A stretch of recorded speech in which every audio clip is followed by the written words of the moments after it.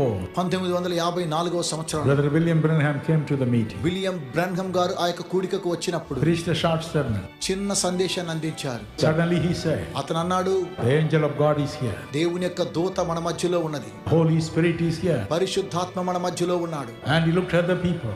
ప్రజలను చూసి Suddenly he said, వెంటనే ఆయన అన్నారు, there is a man who has been carried into this meeting. ఒక వ్యక్తిని యొక్క కూడికకు తీసుకుని వచ్చారు.